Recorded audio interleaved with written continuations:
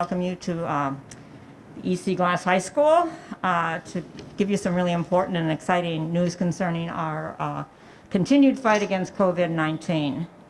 Before we get started, I'd like to recognize my colleagues who are here this morning, Vice Mayor Wright and Councilmember Sterling Wilder.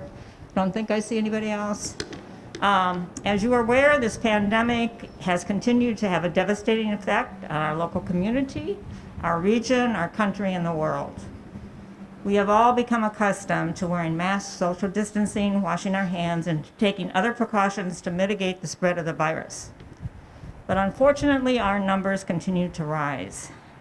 However, with the development of 2 vaccines, and more on the way, we finally have some hope of overcoming this devastating pandemic.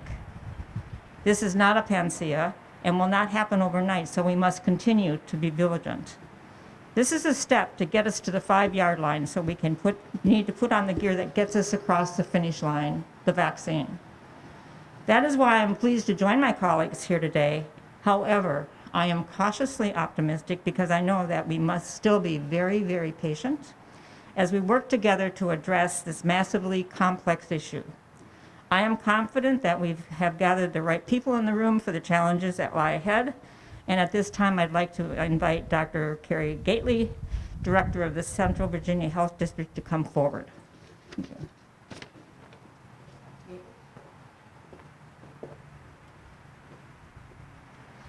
Given that we have such a nice breeze, I will beg your indulgence and remove the mask. We're well ventilated here. I'm Dr. Carrie Gately. I am the Health Director for the Central Virginia and West Piedmont Health Districts for the Virginia Department of Health. So, first thing I want to do is be very clear and very straightforward about our situation with regard to the vaccine. As of next week, we will receive, for the entirety of the Central Virginia Health District, 3,050 doses. Why that particular number? Well, the population of the Commonwealth is around 8.5 million. The population of Central Virginia Health District is around 255,000. That's about 3%. Don't hold me to the precise math. That's about 3% of the whole population, so we get 3% of the vaccine. This is the new methodology that the Commonwealth has chosen for the distribution of vaccine. So that comes out to 3,050 doses, which for us is 1,950 doses of Pfizer and 1,100 doses of Moderna vaccine. This is what we will receive probably throughout the month of February. So for the next several weeks, possibly beyond, but right now we're just looking at February, we're going to get 3,050 doses a week. Obviously, that's not nearly enough for me, not nearly enough for all of us, because we want to vaccinate, we want to get this vaccine into arms. And we have to figure out the best and the fastest and the safest ways to do that. But there are a lot more people who are eligible for vaccine and who need vaccine and whom I want to vaccinate that we're just not going to have the vaccine for a while. So the mayor mentioned the need for patience, and that is very true. We are doing the best we can at the health department, but we're not by ourselves, thank goodness. We're doing the best we can, but we also have wonderful partners, including Centra and the city and so many others that I'm meeting with constantly, and they're helping me try to figure out ways to most efficiently use what limited doses that we're going to be receiving. That being said, we're going to try to keep you as informed as possible on our decision and our decision making and how we're using the vaccine and where it's going.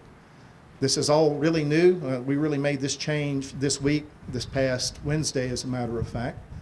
And the vaccine order has already been put in place for next week. We will get that vaccine. We'll look at what we have to use, what we have to deal with. We'll work with our community partners, and we're going to get that vaccine out. It's my objective, as much as possible, not to have any of that left over at the end of each week. Fortunately, I think that's going to be possible. With the partners I mentioned before, with Centra, with our medical practices, with our pharmacies, increasingly, and other organizations coming online, I think on any given day, it wouldn't be unreasonable for us to administer 1,500 doses throughout Central Virginia Health District. And that's basically, that would be a baseline level of immunization. If we had the vaccine, we could exceed that. I'm convinced with all these partners, probably twice as much we could give.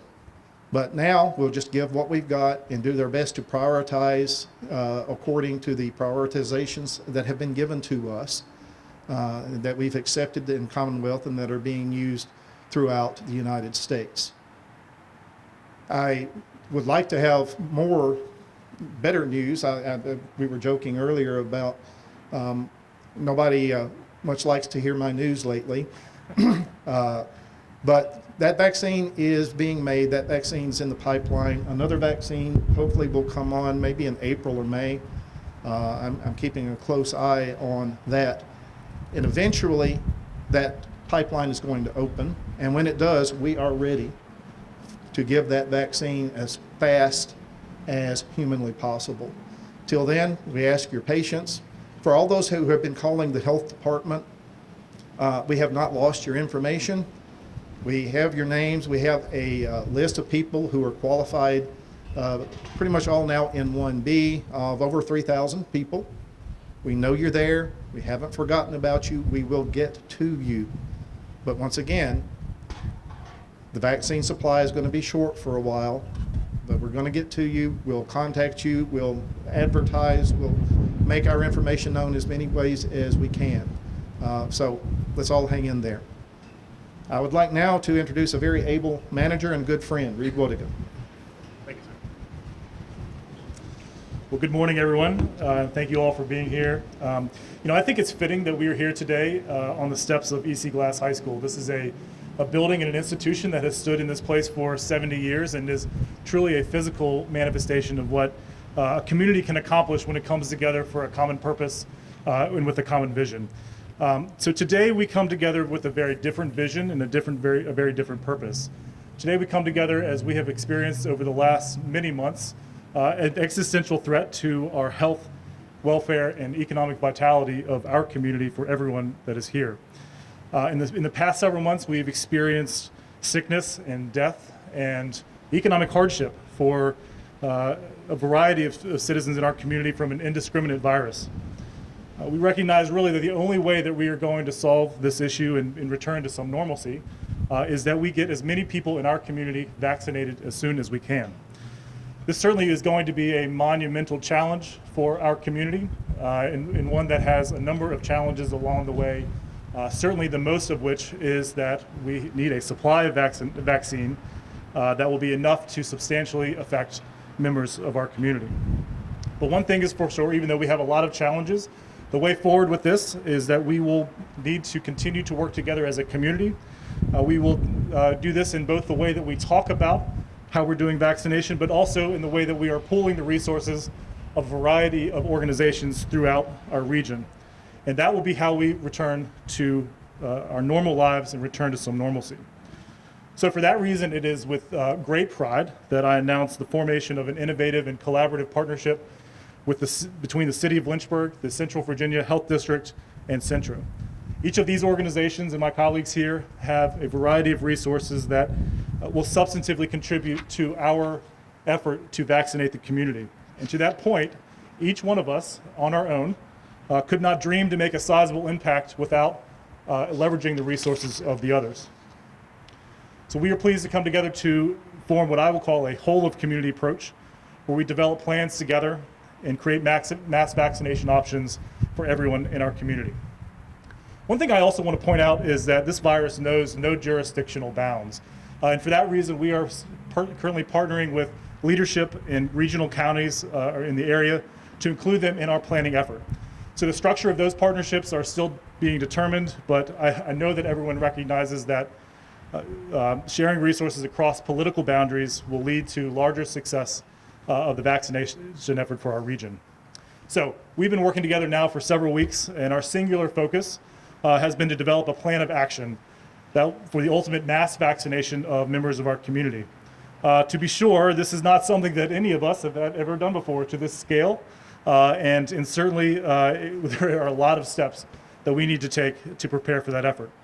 So what's occurring today here at EC Glass is the first step in a series of practical exercises in which we are learning as a team to operate a vast vaccination clinic and at a scale and efficiency that we will need to do ultimately be able to accomplish to make the vaccine available to the public at large. So what we're doing today is we are vaccinating 150 Lynchburg City school employees and 150 Lynchburg City employees who are eligible for vaccination under the Phase 1B guidelines. So I'm sure my friend Dr. Edwards will talk more about our school employees, but I just wanted to say that on the city side of things, in addition to the critical role that they are playing today, as we develop our methods for creating a mass vaccination site throughout the region, these individuals provide critical operations on a day-to-day basis that are necessary for our community. So we're accomplishing two things today. We are learning how to run a site. We are also protecting the core services that make this community strong and maintain critical health, safety, and mobility options for our community. So people we're focusing on today are law enforcement, folks that create drinking water, sanitation, transportation. These are all examples of the kind of functions that we are vaccinating today. So as we continue this work, we are also concurrently planning the logistics that are needed to run a mass vaccination clinic throughout the city and certainly hopefully throughout the region. So the city and our partners have taken on a key role in developing plans that will allow us to create mass vaccination sites and train vaccinators as well as vaccination site workers. So far we have accomplished a couple of things. First, the city has secured a location. It's not this site, but it will be a site that will ultimately be used for a mass vaccination site. Hopefully that will be a regional approach, and once sufficient vaccine is provided for each week. So I don't want to provide any confusing information today, so we're not probably quite ready to say what that location is, but I do want to note that we are working on that and we have secured that site. In addition to this regional site, we were also planning to open a series of satellite sites throughout the city for folks who are not able to access that central site for a variety of reasons. So our central site will be accessible by public transportation, there will be sufficient parking, and it is in the city. We hope as county partners come along the way as well, that we will be able to open satellite sites in those locations as well. Certainly the days and hours of operation as well as the precise date of opening is absolutely dependent on a sustainable supply of vaccine. And we know that that is the only way we will have stability in this operation once that sustainable supply is there. So in addition to identifying sites, we have also had a number of members of the Lynchburg Fire Department to become trained as vaccinators at designated sites.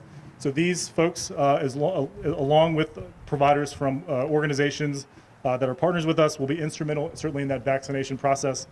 And while they will certainly play a critical role as we go forward, we will be calling on members of our medical community to come forth and serve with us as volunteer vaccinators in one of our clinics. We're not ready for that yet, but when we do, please know that that will be a sustained effort that we need everyone to step up in our community. So to be sure, there has certainly been a tremendous amount of progress and effort in our preparation efforts. But again, I want to reiterate that our biggest challenge in all of this is reliable supply of vaccine. When that comes, our pledge to you as partners is that when there is enough vaccine, we will be prepared in every way we possibly can to provide an orderly, efficient, and most importantly, an equitable distribution of vaccine for anyone who wants it in our community. So what we're doing today is we're in preparation for that, and we'll take what we've learned today and continue to apply it as we open mass vaccination sites sometime in the future. So in the meantime, as Dr. Gately said, we need your patience. We need your understanding that this is a massively complex undertaking and that this will take a tremendous amount of resources with respect to people, time, and coordination. And again, this is going to last for many months. And so we need everyone to exhibit patience, and that will be something that we hear from us time and again as we communicate with you. We certainly appreciate that in advance. We have absolutely no control over the amount of vaccine that we're getting, but as we do receive it, we're going to make the best possible use of it as we can, and that will certainly dictate how smoothly this goes. So as I finish up, I do want to recognize my colleagues at the city and other organizations, as they always do. City employees step up to challenges in a passionate and dedicated way. Lynchburg City employees are dedicated public servants that oftentimes are quiet but thoughtful professionals that attack challenges and try to find ways to develop opportunities for improving our community. So I'm really thankful to work alongside all of them every day, and I'm so thankful that we have had the opportunity to work together. I also want to say that my colleagues at Centra and at the health districts have provided invaluable advice and partnership as we've gone forward with this. And I've always known that these guys are really smart, but I remain amazed every day at the value that people like Michael Elliott and Carrie Gately bring to our community, as well as our partners in the school system and other organizations as well. So I will now introduce Dr. Crystal Edwards, who will give some remarks related to the school system, and I thank you for being here today.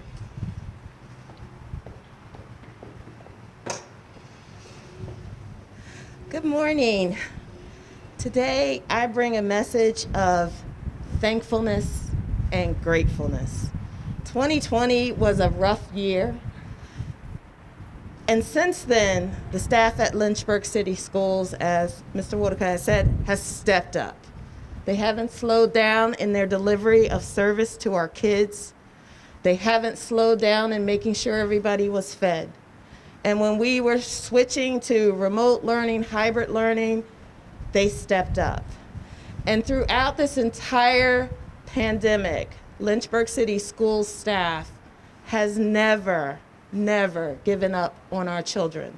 They show up every day.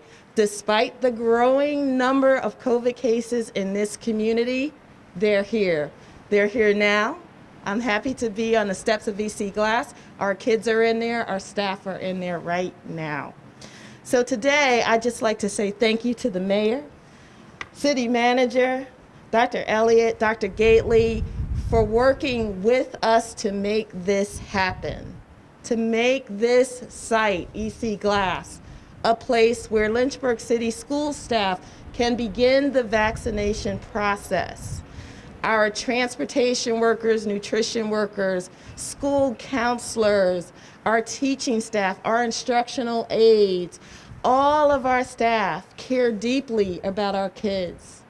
But they have families themselves, and they have put themselves in the forefront of risk.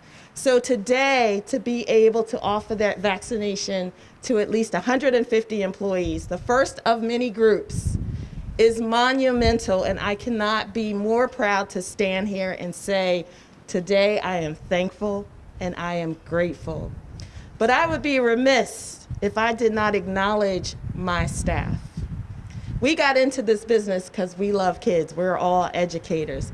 But some of us had to become quasi-medical professionals.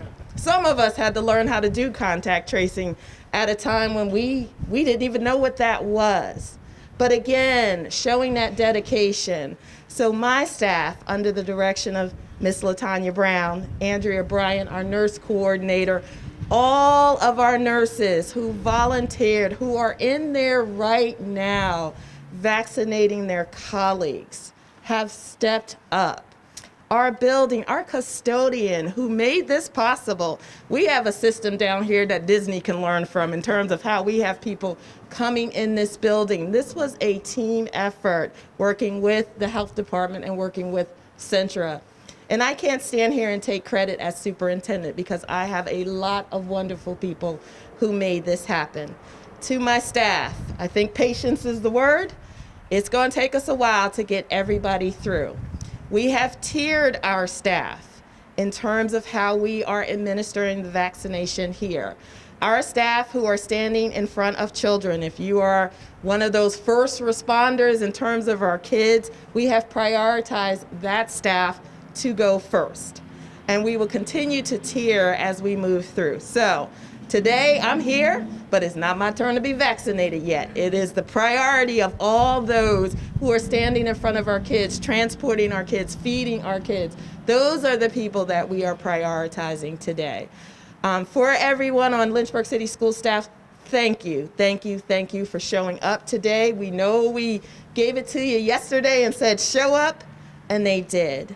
And I will tell you, I purposely did not prepare anything because I wanted to experience what would it feel like to walk into this place today and see the magic happening.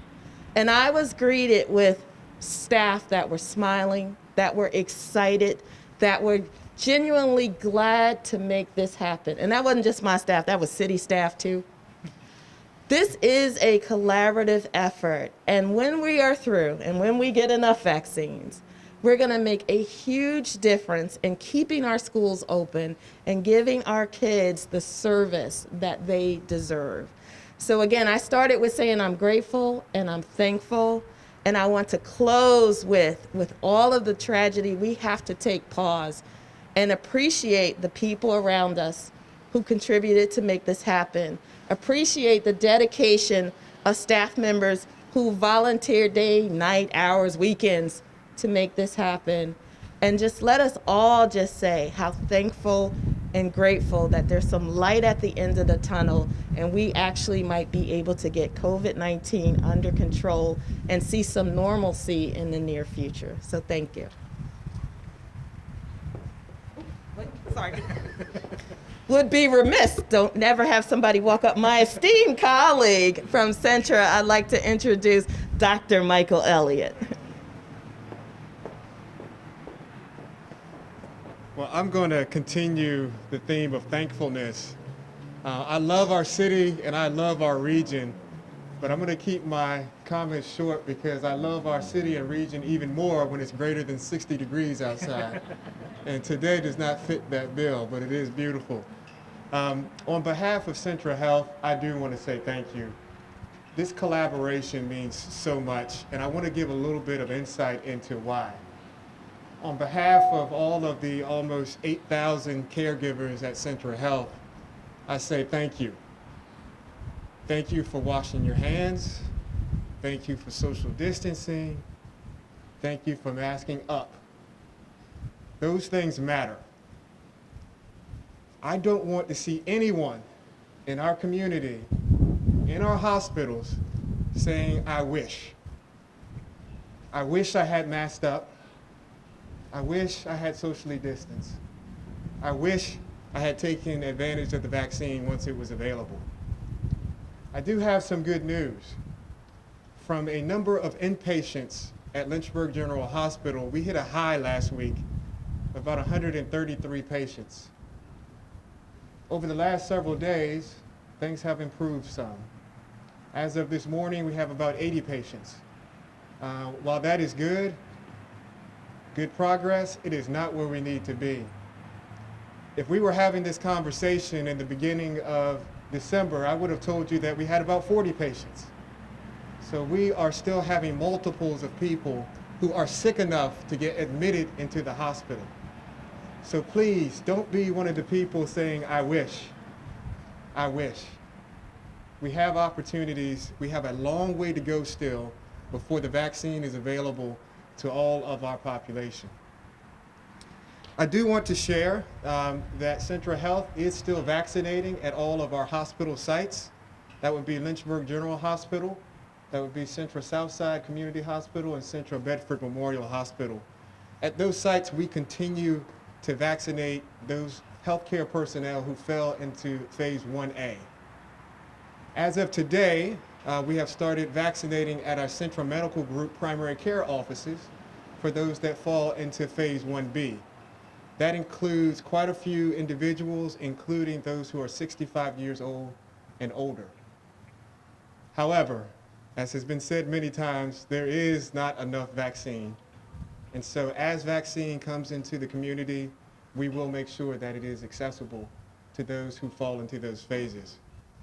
I'd also be remiss if I didn't mention some of the other medical practices in the area who are also providing vaccines. There are a number that are either providing vaccine or getting ready to be able to provide vaccine. So in addition to Centra Medical Group providing vaccine, there are some sites for Central Virginia Family Practice, Physicians Treatment Center, and a number of others who are looking to provide vaccine as well. So thank you, thank you, thank you, and don't be one of the people in the hospital who are saying, I wish I had. Thank you.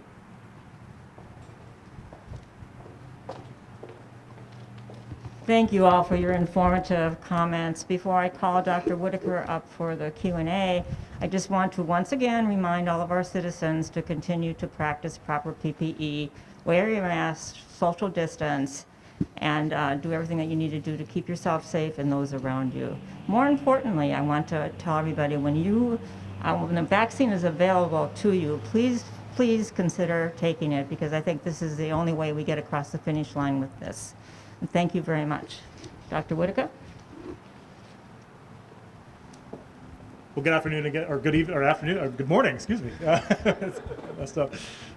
So good morning again, and again, we want to thank you for being here. We have to say again that anywhere that someone can be vaccinated is a great place to be vaccinated. So continue to get out there where we can. We're so excited again to work on this partnership and make sure that we are getting as much resources out there as we possibly can. So with that, we would take your questions that you might have. Santiago. This question is probably more for Dr. Gately. Sure.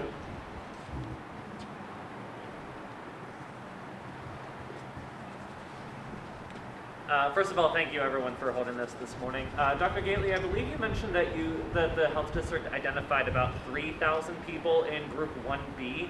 That seems like a low figure. Are there more outstanding people out there that you haven't reached yet? There probably are. That's one way to obviously make your wish for vaccination known, is to call the health department. And we've really for many weeks now been slammed with calls. People are calling in, they're giving us their information. We started that with 1A actually, and we have been working with 1A, and I wasn't including 1A in that total. We just fairly recently started collecting that information for 1B. Although we went into 1B this week, we were actually collecting the information in several prior weeks. So that's 3,000 just for that group. And really, the last time I checked, we're getting several hundred calls a day. That 3,000 is the last time I looked. Also, what's happening to that list, as we have been able to vaccinate, we've been, of course, crossing people off of that list. And I don't really know that number right now.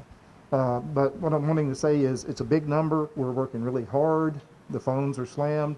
But we're determined not to lose your information, and we're determined to get your interest in the vaccine registered so that we can get to you. Okay, and just to be clear, is this officially the first day of vaccinating Group 1B in our area?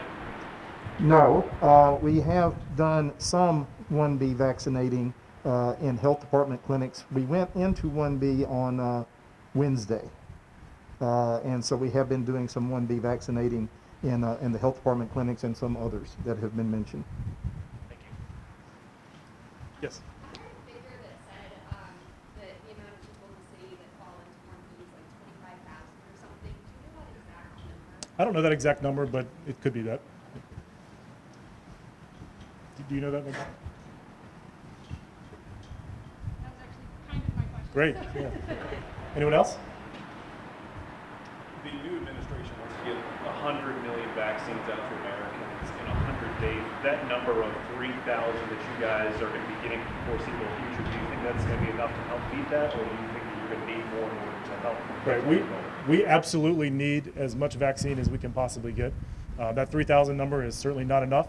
And we will only be able to do mass vaccinations in this community once we have a sustainable and larger supply of vaccine that can be provided out there. So we absolutely need more than that, and we will be ready when we have it. I just wanted to make sure I understood correctly. That 3,000 figure, that's, I think it was said that that's kind of a baseline that you guys are estimating. Is that right? It's based on 3% of the population. Okay. But that's the baseline of how much you expect to be. Yeah. Okay, gotcha. And then in terms of the people who would be administering these vaccines in some of the mass clinics, I know it was mentioned about some rescue workers, firefighters, and that kind of thing. Are there any other practitioners or any other sectors that some of those people who will be actually administering it are coming from? So we absolutely will be taking as many medical providers as we possibly can. There is a training period to go through, very simple, but we are not quite ready to have those folks volunteer yet. But we will be asking members who are appropriately trained medical providers to volunteer at our mass clinics when that time is appropriate. Will there be a kind of something something on the city's website for that once that comes available? There will be, and we will do a large communication campaign. We're going to continue to communicate all of this stuff out as often as we possibly can. Hey, Tiago? When do you plan on announcing the location of the mass vaccination site? So much of this has to do with when we actually have a sustainable amount of vaccine supply. 3,000 is not enough probably to do that, so we could be several weeks before we're ready to actually announce that. We just don't want to provide confusing information and have people show up to that site without there not anything going on. Wait, wouldn't you actually have more than 3,050 doses if there's the leftover doses from the one year? You can speak to that. So for this first you would more than that number of doses? Because I thought that there was some leftover doses from 1A that you guys were trying to push over into 1B. No, we're, no, there are a very amount of doses that are still left over from previous orders, but obviously our objective is not to have too many of those. So we really don't keep a big stockpile of vaccine to be moved around or to be repurposed. Starting next week, we're going to get 3,050 doses a week, period, between the hospital and all of us. So the objective will still be not to have very much of that, if any of it, left over at the end of the week before the next order comes. Okay. Do you know, from going back to 1A, do you know what percentage of all healthcare workers throughout all of which were vaccinated? I do not right offhand, although Dr. Elliott and I have been talking about that, but I don't have the figure right now. When it might become available? We can look at that. I don't know what kind of numbers you have, Michael. Yeah, he's been keeping pretty good track of that, so maybe if not this afternoon, Monday or Tuesday. Mm-hmm. All right, so last question. Anybody else? Oh, Reed, could I say something? Oh, yeah, absolutely. I neglected to mention we were talking about the volunteers and that sort of where the volunteer vaccinators. I'm already using what are called Medical Reserve Corps vaccinators.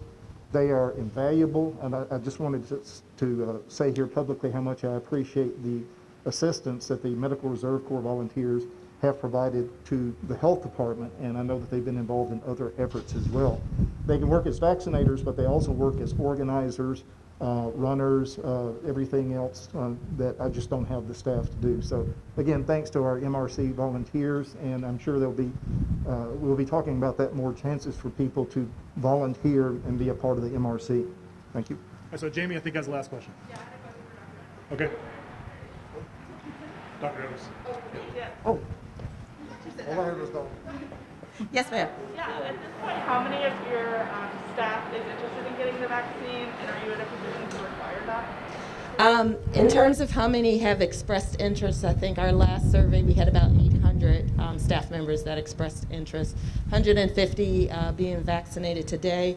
We left our survey open for staff to think about it. Some who may have said no in the beginning may have changed their mind, and that's perfectly fine, and others are still completing it. As far as requiring or making it mandated at this point, no. We have not made anything mandated. I'm just pleased with, you have 1,500 employees, 800 have expressed interest. And it just goes to show how much they care about the kids. Well, thank you all very much for being here today. Thank you for braving the cold, and we're glad to make this announcement. Have a great day.